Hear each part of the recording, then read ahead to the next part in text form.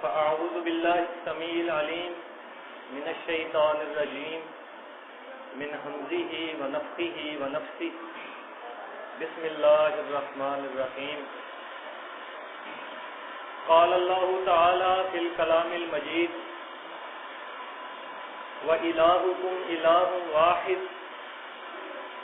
لا إله إلا هو الرحمن الرحيم وقال النبي صلى الله عليه وسلم قولوا لا إله إلا الله تفلحوا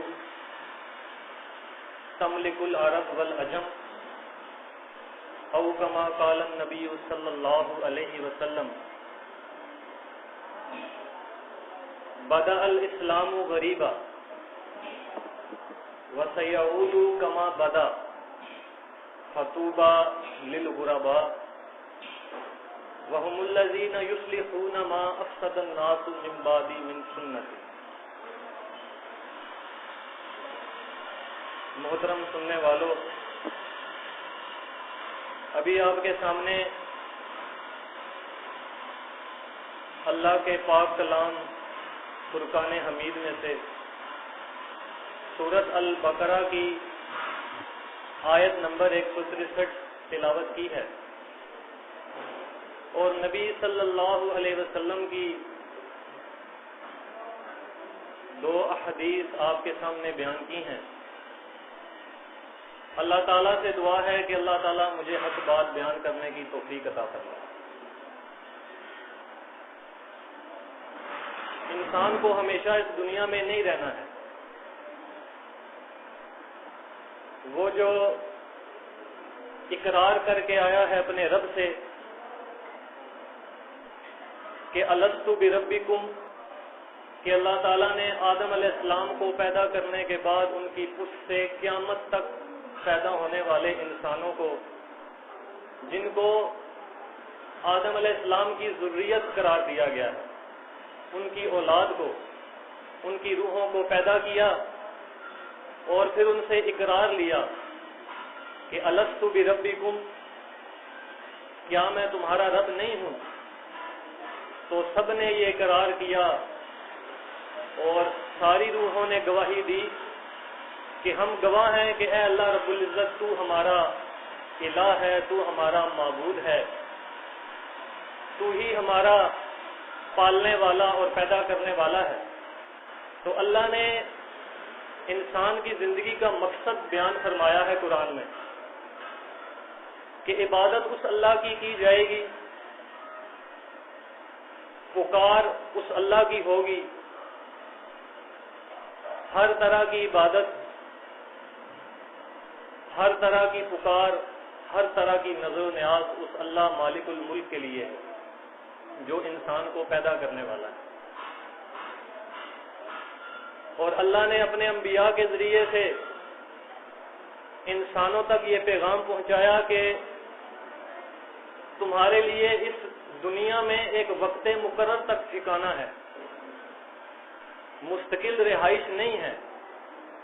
ایک وقت مقررہ ہے جو اللہ تعالیٰ نے تمہاری تقدیر میں لکھ دیا ہے۔ بس جب وہ وقت پورا ہوگا تو اللہ تعالیٰ تمہیں موت دے کر اپنے پاس بلا لے گا۔ اور یہی حقیقت ہے انسان کی زندگی کی کہ اللہ نے اس کو پیدا کیا، ماں کے پیٹ سے نکالا، اس کی پیدائش اور پرورش کی، پہلے وہ بچہ تھا، پھر اس کو جوانی عطا کی، پھر وہ بوڑھا ہوتا ہے، پھر اللہ اس کو موت دے دیتا ہے۔ الذی خلق الموت والحیات لیبلوکم ایکم احسن عملا۔ سورۃ الملک میں اللہ تعالیٰ بیان فرماتا ہے دوسری آیت میں کہ اس اللہ نے موت کو پیدا کیا، زندگی کو پیدا کیا، کس لیے پیدا کیا؟ لیبلوکم ایکم احسن عملا، تاکہ وہ دیکھے کہ تم میں سے کون اچھے اعمال کرتا ہے اور کون برے اعمال کرتا ہے۔ تو اللہ تعالیٰ نے قرآن میں اور اپنے انبیاء کے ذریعے سے لوگوں کے سامنے یہ بات بیان کروائی ہے کہ یہ دنیا کی زندگی ہمیشہ نہیں ہے، یہ متاع الغرور ہے، دھوکے کا سامان ہے، کچھ وقت کے لیے یہاں تمہیں رہنا ہے اور پھر واپس تمہیں اپنے رب کے پاس پلٹنا ہے، رجوع کرنا ہے۔ تو بتایا گیا کہ صبح و شام کی یہ گردشیں تمہارے ارد گرد ہمیشہ چلتی پھرتی نہیں رہیں، اور یہ جو زندگی کا دریا ہے یہ ہمیشہ چلتا نہیں رہے گا، بلکہ ایک دن آئے گا کہ یہ تھمے گا، اور یہ صبح و شام کی گردشیں بھی ختم ہوں گی، اور یہ انسان چار کاندھوں کا محتاج ہو کر اس زمین کے پیٹ میں اتار دیا جائے گا، پھر یہ وہاں گلے گا، سڑے گا، اس کو زمین کے کیڑے کھائیں گے، اس کا خون پیپ بنے گا، مٹی میں مل کر مٹی ہو جائے گا، اور پھر اللہ نے وہ قیامت کا منظر بھی پیش کیا کہ جہاں حشر کے میدان میں اس کو دوبارہ خلق جدید کر کے دوبارہ اسی انسانی جسم جس کو جسد عنصری کہا جاتا ہے اس پر بنا کے اپنے سامنے کھڑا کرے گا، اور پھر اس کا فیصلہ کیا جائے گا کہ آیا وہ جنتی ہے یا جہنمی ہے۔ مستقل طور پر اس وقت فیصلہ کر دیا جائے گا کہ کون جنت میں جانے والا ہے اور کون اللہ کے عذاب کا مستحق بنتا ہے۔ تو اللہ تعالیٰ نے اپنے انبیاء کو یہی دعوت توحید دے کر بھیجا کہ انہوں نے لوگوں کے سامنے ایک الہ کی بندگی کرنے کا درس لوگوں کے سامنے رکھا، ان کو یہ سبق یاد دلایا، جو بھولا ہوا سبق تھا ان کے سامنے رکھا کہ تمہارا پیدا کرنے والا کون ہے، تمہیں زندگی بخشنے والا کون ہے، یہ جو صبح ہوتی ہے اس کو نمودار کرنے والا کون ہے، یہ جو شامیں آتی ہیں، رات ہوتی ہے پھر صبح آ جاتی ہے، اس کا خالق کون ہے، تمہیں پیدا کرنے والا کون ہے، تمہارے آباء و اجداد کو کس نے پیدا کیا تھا، ان کے آباء و اجداد کو کس نے پیدا کیا تھا، یہ زمین، یہ آسمان، یہ سورج، یہ چاند، یہ ستارے، یہ پوری کائنات، اس کائنات میں جتنی چیزیں ہیں، جتنی اللہ تعالیٰ کی مخلوق ہے، اس کو پیدا کرنے والا کون ہے۔ اللہ تعالیٰ بھی قرآن میں یہ بات بیان فرماتا ہے کہ زمین و آسمان کی پیدائش میں غور و فکر کرو، تفکر اور تدبر کرو، نصیحت حاصل کرو کہ یہ کس لیے بنائی گئی ہے، اس کو تمہارے سامنے کس لیے بچھایا گیا ہے، اس آسمان کو تمہارے سروں کے اوپر کیوں کھڑا کیا گیا ہے، اس کا بنانے والا، اس کا مدبر، اس کا خالق کون ہے۔ اور مالک جا بجا قرآن میں یہ بات بیان فرماتا ہے وَأَنْتُمْ تَعْلَمُونَ، وَأَنْتُمْ تَعْلَمُونَ، اور تم یہ بات جانتے ہو، تمہیں اس بات کا علم ہے کہ اس آسمان کو، اس زمین کو، اس دنیا و جہان کو، اس کائنات کو، ان تاروں کو، ان سیاروں کو، جتنی بھی چیزیں ہیں، جتنی بھی مخلوقات ہیں، یہ سب اللہ کی مخلوقات ہیں، ان کو بنانے والا کون ہے۔ تو اس کے لیے، اس بات کو سمجھانے کے لیے، اور جو الہ ہے، معبود جس کی عبادت کی جائے، اس سے لوگوں کو روشناس کرانے کے لیے اللہ تعالیٰ نے اپنے انبیاء علیہ السلام کو بھیجا، کتابیں نازل فرمائیں، اور حتیٰ کہ اپنے آخری رسول محمد صلی اللہ علیہ وسلم کو بھی اسی دعوت حق کے ساتھ بھیجا۔ جب یہ آیات اترتی ہیں وَأَنذِرْ عَشِيرَتَكَ الْأَقْرَبِينَ، تو اللہ کے رسول صلی اللہ علیہ وسلم کوہ صفا کے اوپر کھڑے ہوتے ہیں. لوگ ان کے اخلاق سے، ان کے کردار سے، ان کی بول چال سے پوری طرح واقف ہیں کہ یہ کون ہیں، کس کے بیٹے ہیں، کس خاندان سے تعلق رکھتے ہیں، سب کچھ ان کے سامنے ہے کہ ان کا نام محمد ہے صلی اللہ علیہ وسلم، عبداللہ کے بیٹے ہیں اور قریش کے خاندان سے تعلق رکھتے ہیں. صادق اور الامین ان کو کہا جاتا تھا. ابھی اللہ تعالیٰ نے ان کو نبوت سے سرفراز نہیں کیا، ابھی ان پر وحی نہیں آئی، اس سے پہلے ہی لوگ ان کو صادق اور امین کے القابات سے نوازتے ہیں. ان کے خاندان والے سینہ تان کر خوش ہوتے نظر آتے ہیں کہ ہاں یہ ہمارے خاندان کے ایک فرد ہیں، شریف النفس ہیں، باحیا ہیں، سچ بولنے والے ہیں، صادق اور امین ہیں. وہ خوش ہوتے تھے اس بات سے کہ محمد صلی اللہ علیہ وسلم جیسے ایک فرد، ایک انسان ہمارے درمیان موجود ہے. جب وہ کوہ صفا پہ کھڑے ہوتے ہیں تو وہی دعوت جو نوح علیہ السلام لے کر آئے تھے، اللہ نے ان کو جو پیغام دے کر بھیجا تھا، اسی دعوت کو دوبارہ قریش مکہ کے سامنے بیان فرماتے ہیں. اور وہ اس سے پہلے اس دعوت سے روشناس بھی تھے، کیونکہ ابراہیم علیہ السلام کے ساتھ اپنے آپ کو منتسب کرنے کا ان کا دعویٰ بھی تھا کہ ہم ابراہیمی ہیں، ہم ان کے دین کے پیروکار ہیں. تو جب وہ کھڑے ہوئے آواز لگائی کہ اے قریش کے لوگوں، اے میرے خاندان والوں، اے بنی عبد مناف، اے بنی عبد فہر، اے میری بیٹی فاطمہ رضی اللہ عنہا، اے میرے چچا عباس بن عبد المطلب، اور اے میری پھوپھی صفیہ رضی اللہ عنہا. تو سارے قریش کے لوگ دوڑتے ہوئے، بھاگتے ہوئے آئے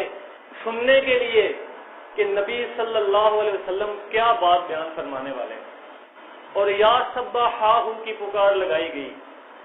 تو سارے اکٹھے ہو گئے، سننے کے لیے بے چین ہیں کہ یہ کیا بات بیان کرنے کے لیے کھڑے ہوئے ہیں اور یہ کیا کہیں گے. تو ایک طرف تو یہ بات بیان کی گئی کہ نبی صلی اللہ علیہ وسلم نے اپنی بیٹی فاطمہ رضی اللہ عنہا سے کہا کہ اے فاطمہ، تم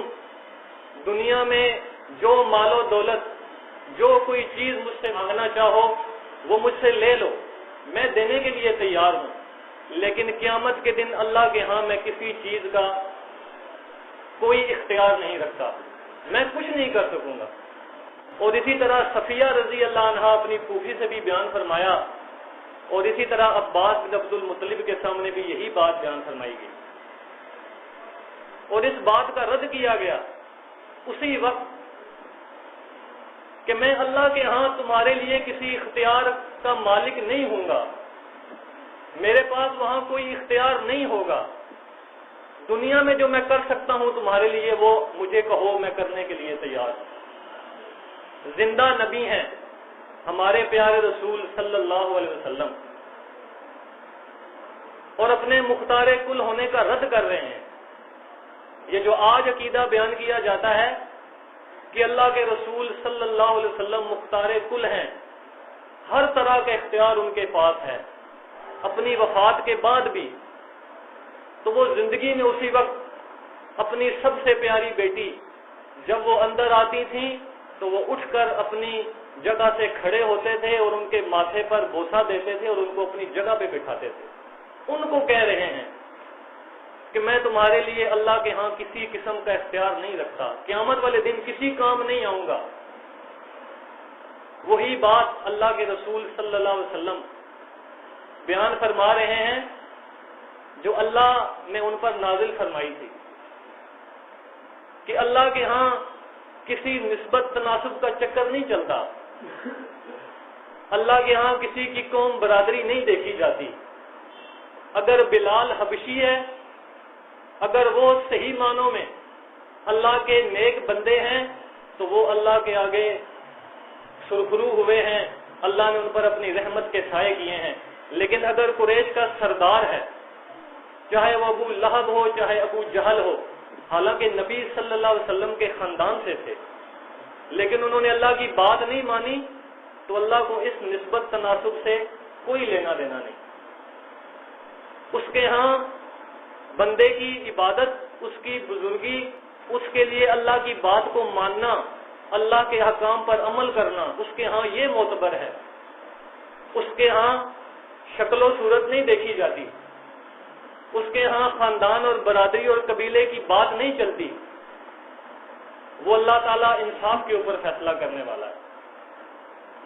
تو ایک طرف یہ بات بیان فرمائی گئی کہ انہوں نے قریش کے لوگوں سے یہ کہا، اللہ کے رسول صلی اللہ علیہ وسلم نے،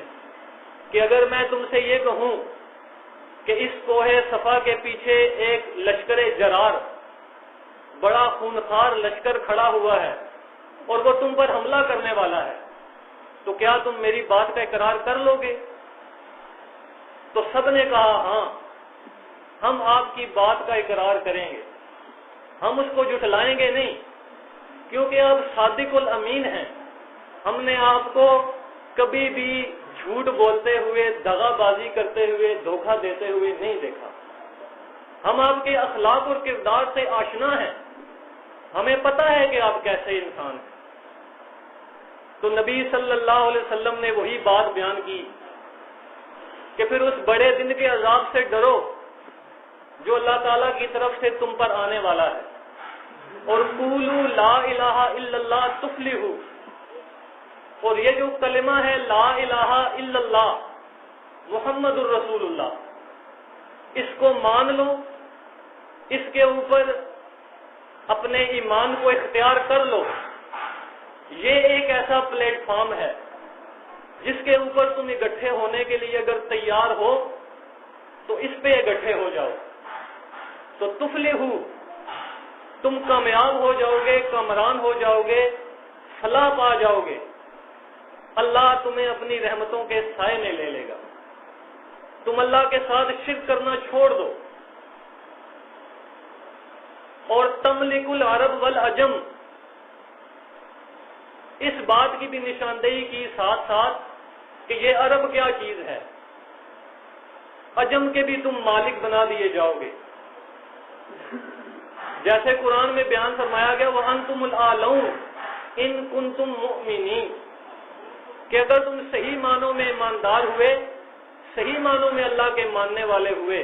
تو تم ہی کامیاب اور کامران رہو گے. دنیا کی کوئی طاقت تمہارا کچھ نہیں بگاڑ سکے گی. جب یہ بات بیان کی گئی تو سب سے پہلے اپنے خاندان والوں نے نبی صلی اللہ علیہ وسلم کی مخالفت کی. ابو لہب نے کہا کہ آپ نے ہمارا سارا دن خراب کر دیا ہے، نعوذ باللہ آپ کے ہاتھ ٹوٹ جائیں، کیسی بات کی آپ نے، ہمارے الہوں کے خلاف آپ نے کہہ دیا. اجعل الآلہۃ الہا واحدہ، سارے الہوں کو چھوڑ کے ایک الہ کی دعوت آپ دیتے ہیں ہمیں. تو وہاں ان کے جو الہ تھے ان کی الہیت ٹوٹتی ہوئی نظر آئی. تو انہوں نے اس بات کا غصے کے ساتھ جواب دیا اور انتہائی نازیبا الفاظ بھی استعمال کیے. پہلے جن کو وہ صادق الامین کہتے تھے آج ان کے خلاف ہیں. اور منیب الازدی صحابی ہیں رضی اللہ عنہ. امام بخاری اپنی کتاب تاریخ الکبیر میں ایک واقعہ لائے ہیں شروع اسلام کا، کہ جب یہ دعوت توحید اٹھی ہے تو کیا کیا معاملات ہوئے ہیں اللہ کے رسول صلی اللہ علیہ وسلم کے ساتھ. کہ وہ سفر کر کے مدینے آتے ہیں، آگے دیکھتے ہیں کہ ایک شخص کچھ بات بیان کر رہا ہے، وہ جانتے نہیں ہیں کہ یہ اللہ کے آخری رسول ہیں صلی اللہ علیہ وسلم. تو کوئی ان پر مٹی پھینکتا ہے، کوئی ان کو برا بلا کہتا ہے، کوئی ان کو دھکے دے رہا ہے، کوئی کیا کچھ کہہ رہا ہے. جب سب مجمع جو ہے وہ شور و غل کر کے ایک طرف چلا جاتا ہے، لوگ اپنے اپنے گھروں کو نکل جاتے ہیں باتیں کرنے کے بعد، سخت الفاظ کہنے کے بعد، تو منیب الازدی رضی اللہ عنہ وہاں کھڑے یہ سارا معاملہ دیکھ رہے ہیں۔ تو پھر وہ دیکھتے ہیں کہ ایک جوان لڑکی آتی ہے، پانی کا ایک برتن اپنے ہاتھ میں لیے ہوئے اور روتی ہے، اور اس کھڑے ہوئے شخص کے چہرے کو صاف کرتی ہے، اس کے کپڑوں کو دھول سے جھاڑتی ہے۔ تو وہ شخص کہتے ہیں، اللہ کے رسول صلی اللہ علیہ وسلم ہیں، وہ کہتے ہیں بیٹی غم نہ کر، اللہ تعالیٰ تیرے باپ کو ضائع نہیں کرے گا۔ تو منیب الازدی ایک شخص سے پوچھتے ہیں کہ یہ کون ہے، ان کے ساتھ لوگوں نے یہ کیا معاملہ کیا ہے، کیوں کیا ہے؟ وہ شخص کہتا ہے، جس سے پوچھا جاتا ہے، وہ کہتا ہے کہ یہ محمد ہے صلی اللہ علیہ وسلم۔ یہ کہتے ہیں میں اللہ کا رسول ہوں، مجھ پر وحی آتی ہے، اور انہوں نے سارے الہوں کا انکار کر کے ایک الہ واحد کی پکار کو قریش کے سامنے بیان کیا ہے، اور بھائی کو بھائی سے جدا کر دیا، ماں کو بیٹی سے جدا کر دیا، ہر طرف انہوں نے فساد مچا دیا ہے۔ پھر انہوں نے پوچھا کہ یہ لڑکی کون ہے؟ انہوں نے کہا کہ یہ زینب ہے رضی اللہ عنہا، یہ ان کی بیٹی ہے۔ واقعات بہت سے ہیں۔ تو اس ایک بات کے پیچھے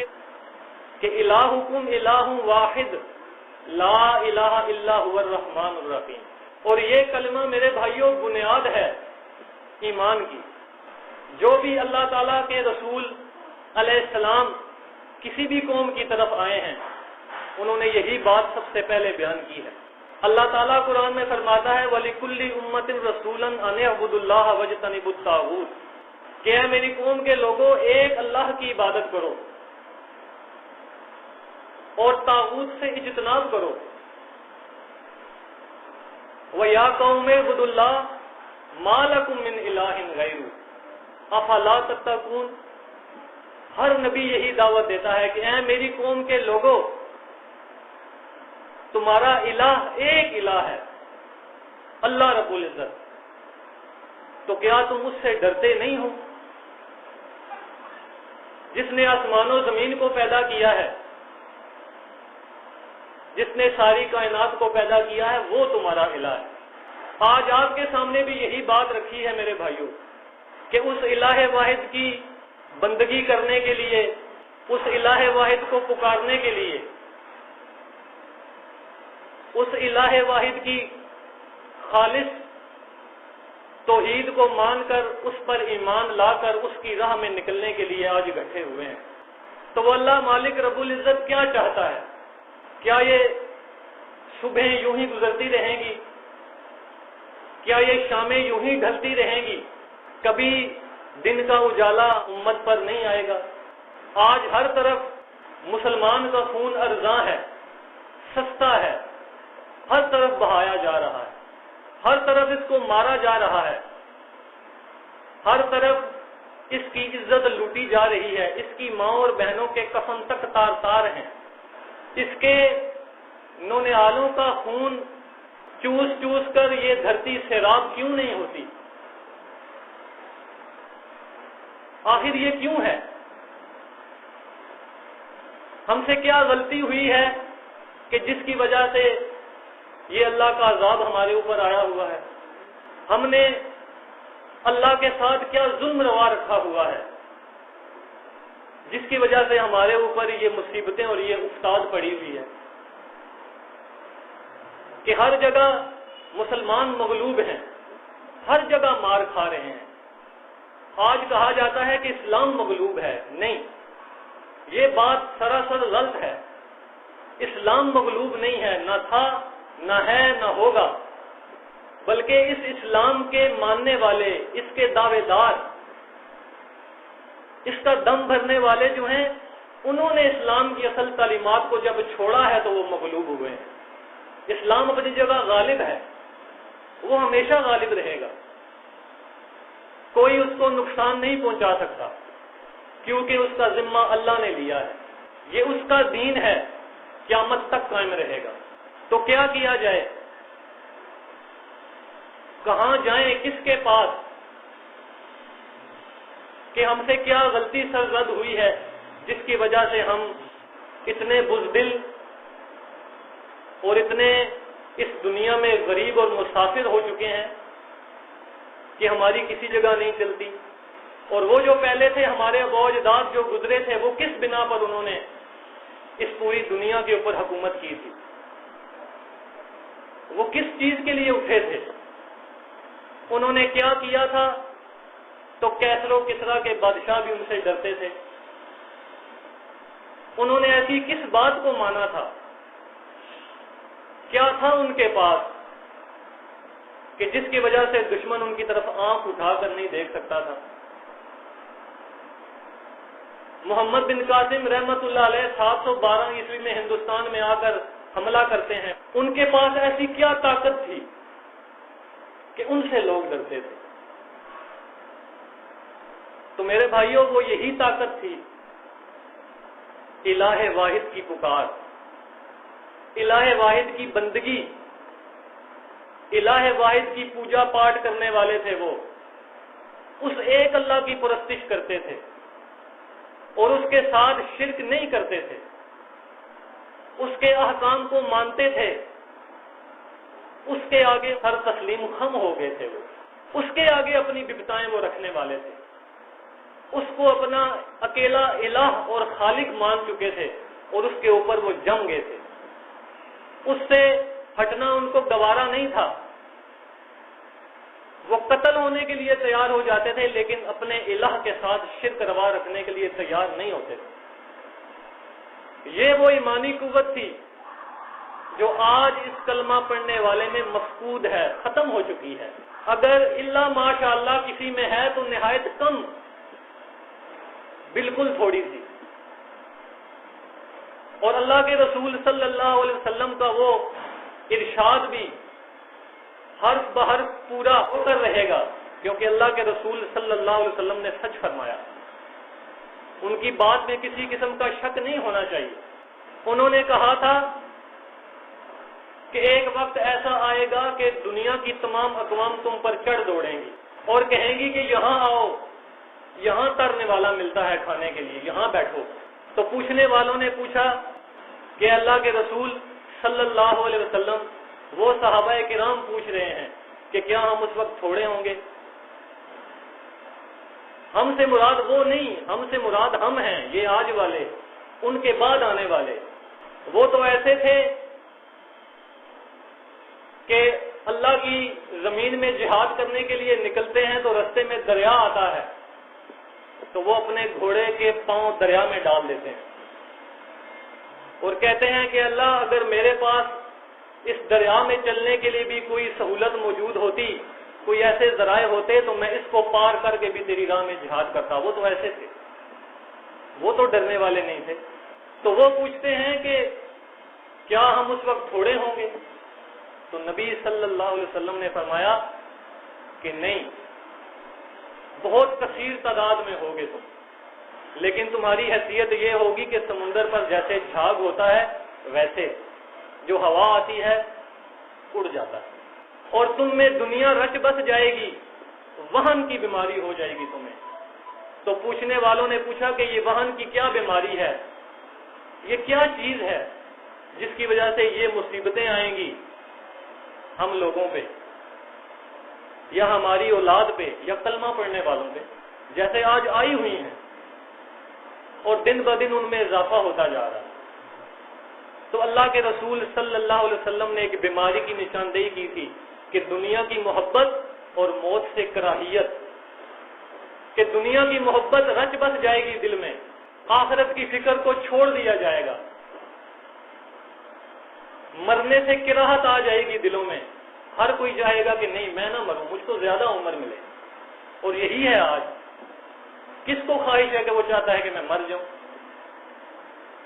تو یہ دو چیزوں سے مرکب جو بیماری ہے وہ بھی ان میں آئے گی اور اس وجہ سے ساری اقوام تم پر چڑھ دوڑیں گی. اور آج وہی ہے میرے بھائیوں, کسی نے اس کی ذات کے ساتھ شرک کیا ہے, کسی نے اس کی صفات کے میں شرک کیا ہے, کسی نے اس کے حقوق و اختیارات اس کے بندوں کو دے دیے ہیں، کسی نے اس کے احکام میں ملاوٹ کر دی ہے، یعنی ہر طرح کا شرک جسے اللہ کے رسول صلی اللہ علیہ وسلم نے منع فرمایا تھا کہ دیکھنا ایسا نہ کرنا، میں تمہیں اس سے منع کر رہا ہوں، یہ کام نہ کرنا، آج وہی سارے کام اس امت مسلمہ، اس کلمہ پڑھنے والی امت میں آ گئے ہیں، ان کے دلوں میں رچ بس گئے ہیں۔ اسی وجہ سے آج یہ کلمہ پڑھنے والا ہر جگہ مغلوب ہے، ہر جگہ مار کھا رہا ہے۔ وہ جو اللہ کے رسول صلی اللہ علیہ وسلم نے بات بیان فرمائی تھی کہ بدأ الاسلام غریبا وسیعود کما بدا فطوبى للغرباء، کہ یہ اسلام شروع میں آیا تھا تو یہ اجنبی تھا، مسافر تھا، غریب کے معنی ہے مسافر، اجنبی، تو یہ اس وقت اجنبی تھا، کوئی اس کو لینے والا نہیں تھا،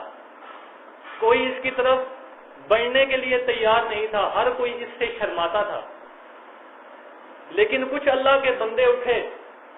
انہوں نے اس کو اپنایا، اس کو اپنے اوپر نافذ کیا، اس پہ چل کے دکھایا، ثم مستقم کا مصداق بن کے لوگوں کے سامنے اپنے آپ کو پیش کیا، تو اسلام کی وجہ سے ان کی عزت ہوئی، اسلام کی وجہ سے آج ان کا نام لیا جاتا ہے صحابہ کرام رضی اللہ عنہم کا۔ لیکن ایک دن آئے گا کہ یہ دوبارہ اجنبی اور مسافر ہو جائے گا، کوئی اس کو ہاتھوں ہاتھ لینے والا نہیں ہوگا، ہر کوئی اس کے ساتھ اپنے آپ کو منسب کرنے سے شرمائے گا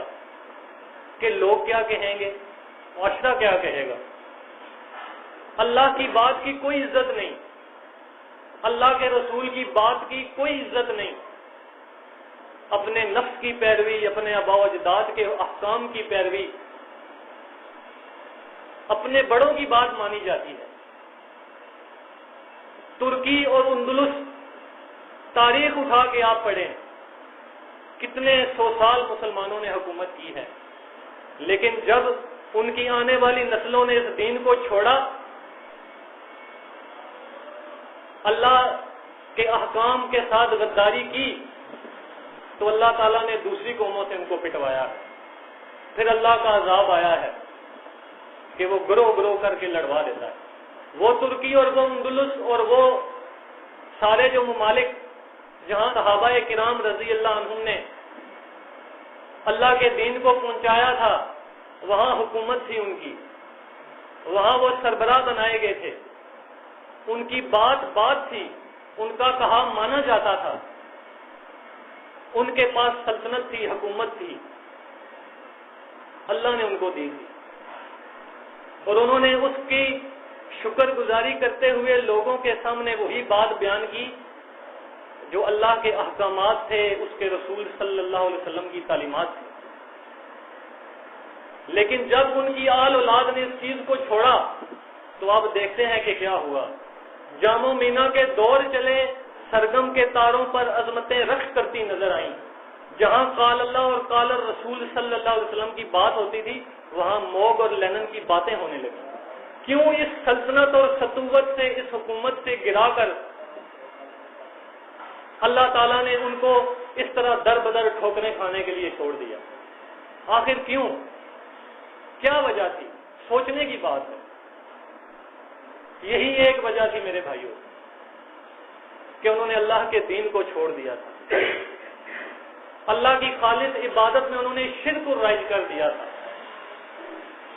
اگر یہود و نصارہ نے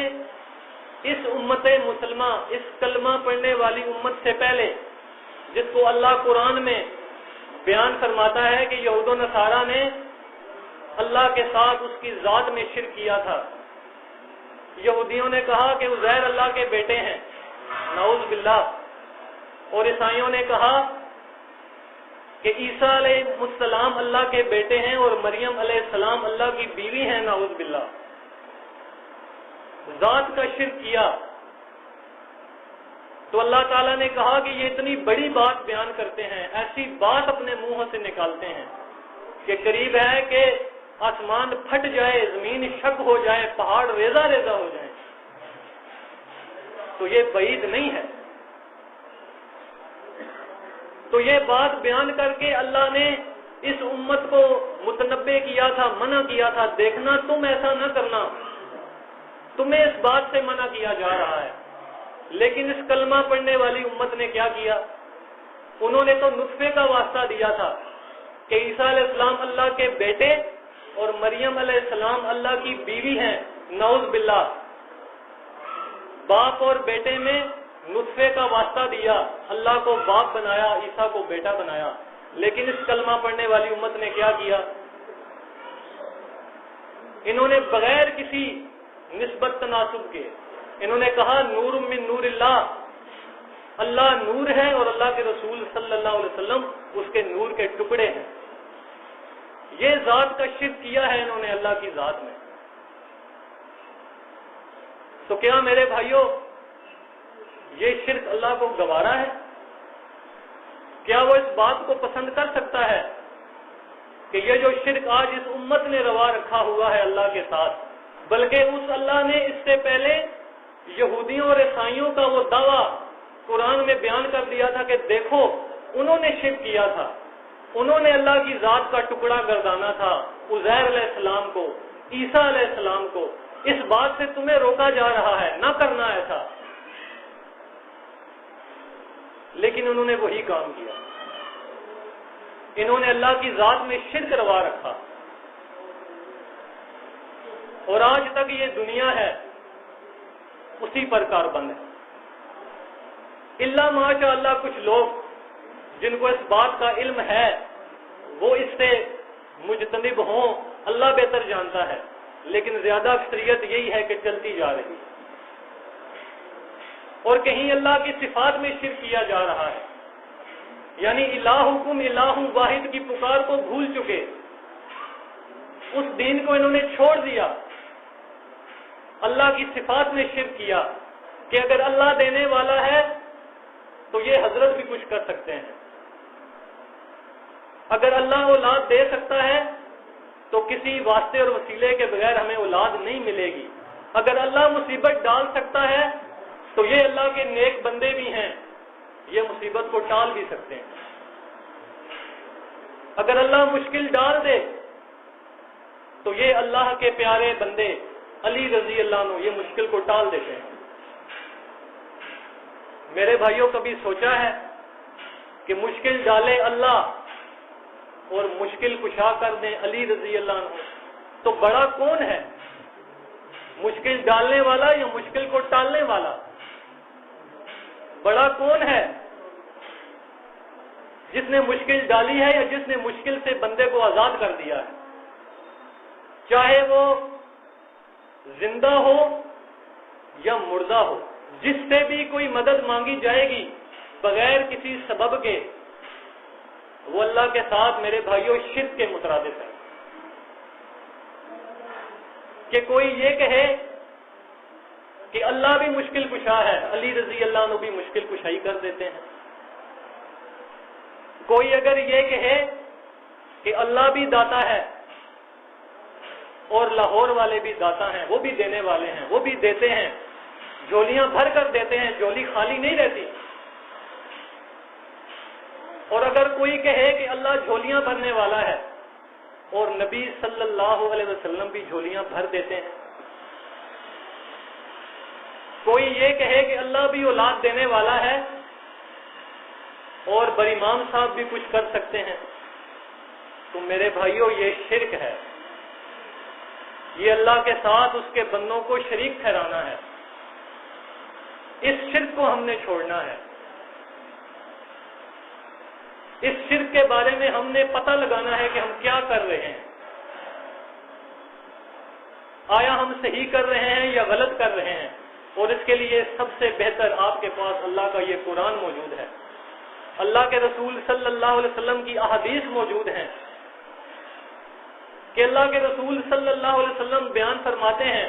اپنی وفات سے چند دن پہلے بیماری کے عالم میں،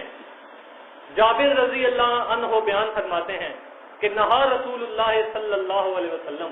ان یجسس القبر ان یبنى علیہ وان یقعد علیہ، کہ دیکھنا میں تمہیں اس کام سے منع کرتا ہوں، یہ نہ کرنا تم سے پہلے جو یہود و نصارہ گزرے ہیں انہوں نے اللہ کے انبیاء کی، اس کے نیک بندوں کی قبروں کو سجدہ گاہ بنایا ہے، تم نہ بنانا، تم ایسا نہ کرنا، تم قبر کو پکا نہ کرنا، تم اس پر گنبد بنا کر کھڑا نہ کرنا، تم اس پر مجاور بن کر نہ بیٹھنا، میں تمہیں اس بات سے منع کرتا ہوں۔ لیکن آج اب دیکھیں کس میں جرأت ہے، کس میں جرأت ہے کہ اپنے رسول صلی اللہ علیہ وسلم کی بات کو لوگوں پر نافذ کر لے، لوگوں کے سامنے بیان کر لے۔ آج ہر طرف مزار ہیں، وہاں میلے لگتے ہیں، عرس ہوتے ہیں، وہاں غیر اللہ کی نظر و نیاز تقسیم کی جاتی ہے، جس کو بخوشی کھا لیا جاتا ہے، وہاں دعائیاں دی جاتی ہیں، وہاں نعرے لگتے ہیں، وہاں بابا کو پکارا جاتا ہے۔ اللہ تعالیٰ قرآن میں بیان فرمائے کہ اموات غیر احیاء وما یشعرون ایان یبعثون، کہ تم جن جن کو اللہ کے علاوہ پکارتے ہو انہوں نے کوئی چیز پیدا نہیں کی ہے، بلکہ وہ اللہ کے پیدا کیے پیدا ہوئے ہیں، خود پیدا نہیں ہوئے۔ ان کو زندگی اللہ نے دی تھی اور اللہ کے مارے وہ مرے ہیں، اللہ نے ان کو موت دے دی، اور یہ مردے ہیں، ان میں جان کی ایک رمق تک باقی نہیں ہے، اور انہیں تو یہ بھی شعور نہیں کہ کب دوبارہ اٹھا کر ان کو کھڑا کیا جائے گا، کب قیامت آئے گی اور حشر کے میدان میں یہ اللہ کے سامنے کھڑے ہوں گے، ان کو یہ شعور بھی نہیں ہے۔ اور آج تم ان کے سامنے اپنی عرضیاں پیش کرتے ہو، ان مرے ہوئے اللہ کے نیک بندوں کے سامنے اپنی گزارشیں رکھتے ہو، ان مردہ ہستیوں سے تم مانگتے ہو، اور اللہ جو مالک الملک ہے، جس نے تمہیں پیدا کیا ہے، اس کے ساتھ تم نے شرک و روا رکھا ہوا ہے، اس کو خالص کر کے تم پکارنے کے قابل نہیں ہو۔ جس خالق نے تمہیں پیدا کیا ہے، جس نے تمہیں کھلایا پلایا، جس نے تمہیں زندگی بخشی، جس نے ماں کے پیٹ کے 3 اندھیروں میں تمہاری خوراک کا بندوبست کیا، اس وقت تمہارا مالک کون تھا؟ اس وقت تمہارا داتا کون تھا؟ اس وقت تمہارا مشکل کشا، حاجت روا،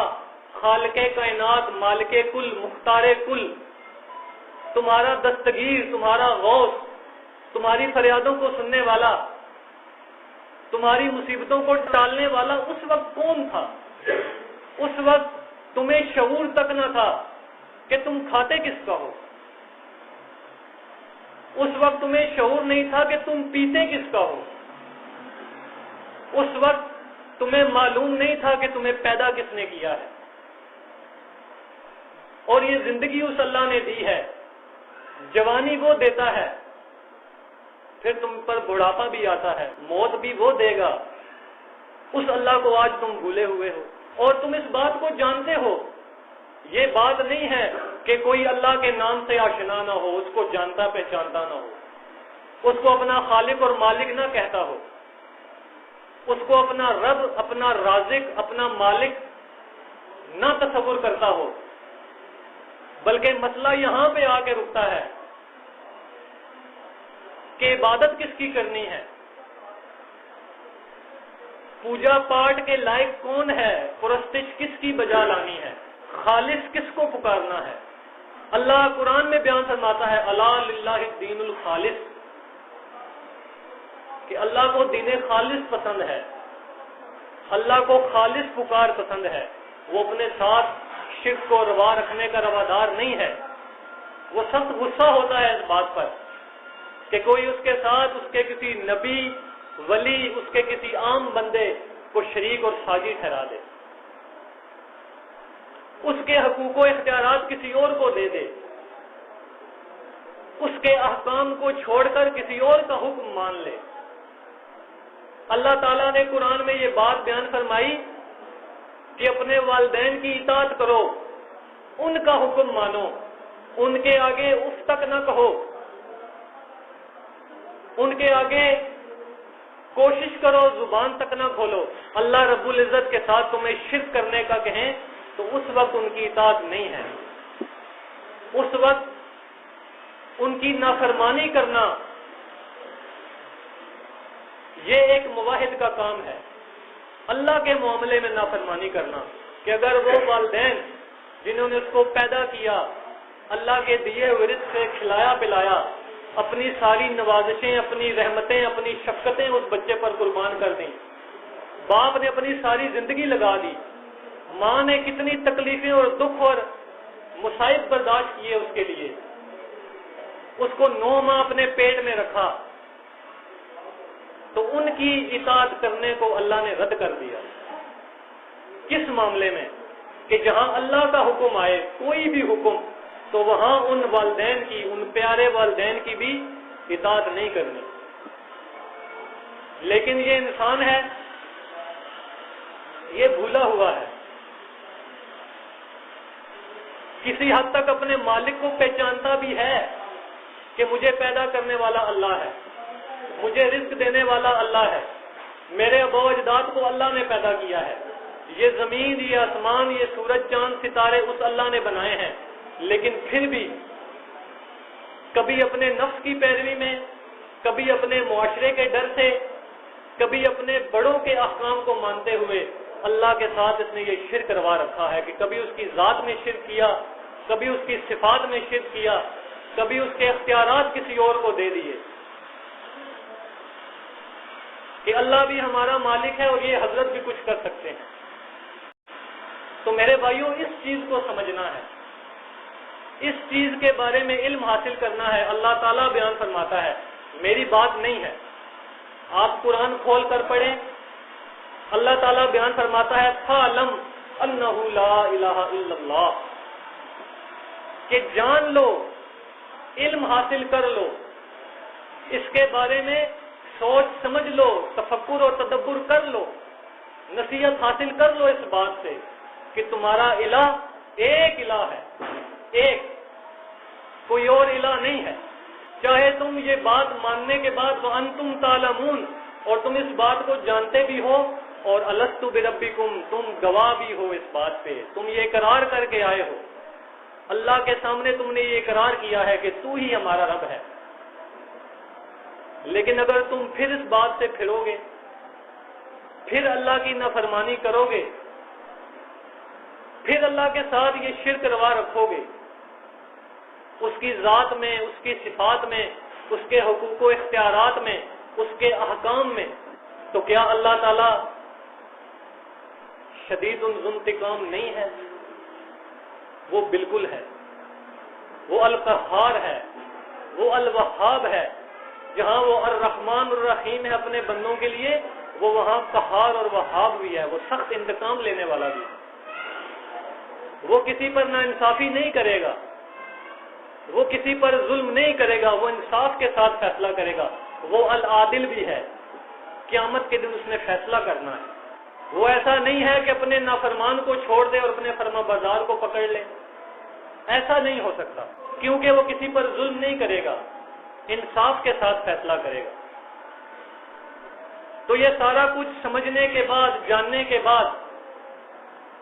اگر تم اپنے نفس کی پیروی کرو گے، اللہ کے احکامات کو چھوڑ کر اپنے نفس کی مانو گے، اپنے بڑوں کی بات کو نشان منزل بنا کر رکھو گے،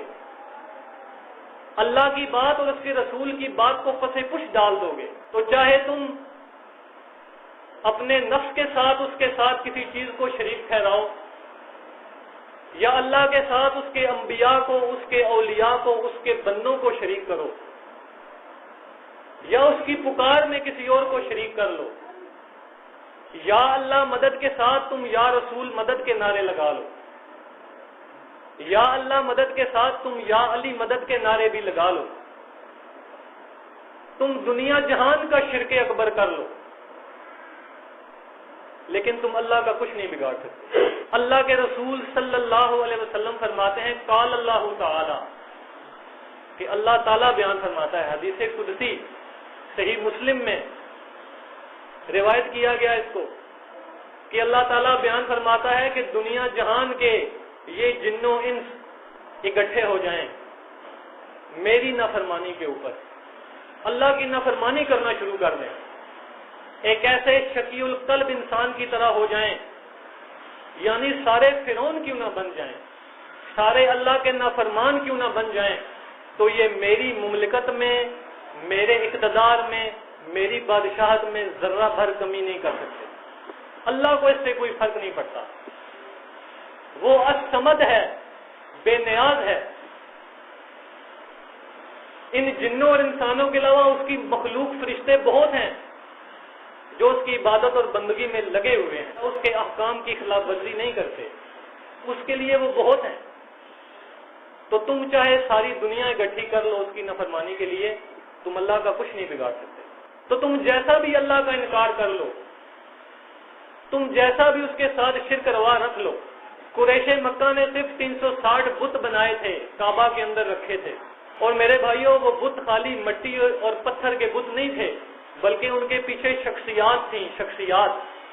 ابراہیم علیہ السلام کا بت بنا ہوا تھا، اسماعیل علیہ السلام کا، آدم علیہ السلام کے بیٹے کا، مریم علیہ السلام کا بت بنا ہوا تھا۔ یہ اللہ کے سارے نیک بندے تھے، وہ ان کو پکارتے تھے۔ تو اللہ کے رسول صلی اللہ علیہ وسلم ایک ہی دعوت ان کے سامنے بیان فرماتے تھے۔ وہ کعبہ کا ننگا طواف کر رہے تھے، وہ شراب پیتے تھے، وہ جوا کھیلتے تھے، ہر ایک برا کام ان کے اندر موجود تھا، لیکن اللہ کے رسول صلی اللہ علیہ وسلم ایک ہی بات ان کے سامنے رکھتے تھے۔ یہ جوہری مسئلہ، یہ اس کائنات کی جو جان تھی کہ لا الہ الا اللہ، الہکم الہ واحد، یہ پکار لگاتے تھے خالص کر کے۔ تو اللہ کے رسول مکے کی گلیوں میں، ذوالم جنہ اور ذوالمجاز کے بازاروں میں، عکاظ کے میلے میں، خانہ کعبہ کی حدود کے اندر، خانہ کعبہ کی گلیوں کے اندر، حج پر آنے والے دوسرے علاقوں سے جو قافلے تھے ان کے سامنے یہی بات بیان فرماتے تھے کہ ایک الہ کی بندگی کو اپنا لو، اس ایک الہ، اپنے رب کو پہچان لو، اس الہ کو، اس معبود کو پہچان لو جس نے تم کو پیدا کیا ہے، جس کی بندگی کی دعوت دینے کے لیے ابراہیم علیہ السلام آئے تھے۔ انہوں نے اپنی ساری زندگی اس کام میں لگا دی تھی، اور آگے ان کی آل اولاد نے اپنا حق ادا کر دیا تھا۔ تو یہ ایک مسئلہ ان کے سامنے بیان فرمایا کہ کل انما انا بشر مثلکم یوحی الی انما الہکم الہ واحد۔ ہر جگہ وہی بات، ہر جگہ وہی مضمون۔ اللہ تعالیٰ بیان فرماتا ہے کہ اے نبی صلی اللہ علیہ وسلم ان کے سامنے یہ بات بیان کر دیجئے کہ انما انا بشر مثلکم، میں انسان پیغمبر بنا کر تمہاری طرف بھیجا گیا ہوں، تمہارے قوم قبیلے سے ہوں، تمہارے اندر رہتا بستا ہوں، میری پیدائش ہوئی ہے، تم جانتے ہو مجھے اللہ نے نبی بنایا ہے، مجھ پر اللہ نے وحی بھیجی ہے، اور وہ وحی کیا ہے؟ الہکم الہ واحد، لا الہ الا هو الرحمن الرحیم، کہ ایک ہی الہ ہے، اس کی بندگی کی طرف تمہیں دعوت دی جا رہی ہے، اس کے ساتھ شرک نہ کرنا، اس کے علاوہ کسی اور کو نہ پکارنا، اس کے نام کی نظر و نیاز کرنی ہے جس کا دیا ہوا تم کھاتے ہو، جس کی ہواؤں میں سانس لیتے ہو تم، جس کی بنائی ہوئی زمین پر چلتے ہو، جس کے پیدا کیے ہوئے بغیر ستون کے آسمانوں کے نیچے تم رہتے ہو، بستے ہو، تمہارے لیے اس زمین کو بنایا گیا ہے، اس کی خالص عبادت کرنی ہے،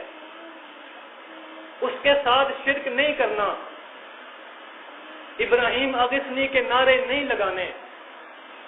یا ابراہیم بابا مدد کرو نہیں کہنا،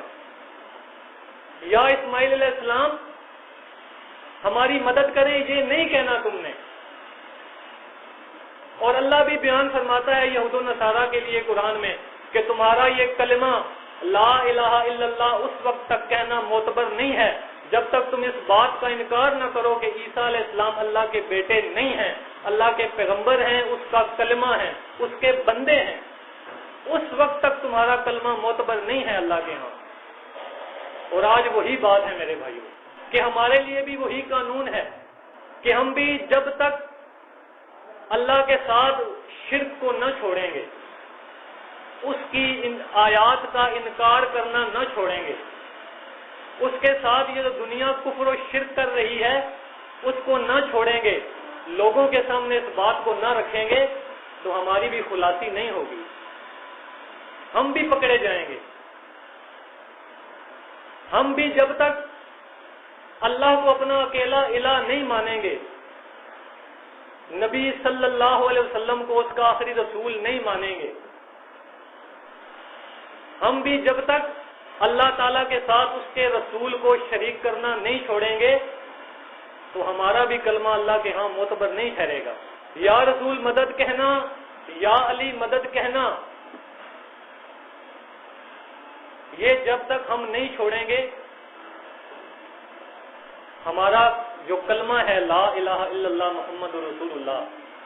اس کا انکار ہو جائے گا میرے بھائیوں، ہم اس کے خود منکر ہو جائیں گے۔ جو دعویٰ ہم نے کیا ہے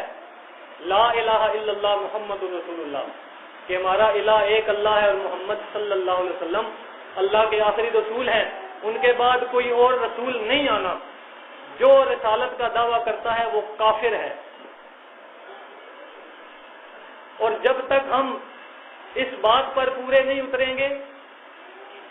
اور اللہ کے رسول کی تعلیمات پر نہیں چلیں گے اپنی پوری زندگی میں، چاہے وہ ہمارے گھریلو معاملات ہوں، چاہے وہ ہمارے معاشی معاملات ہوں،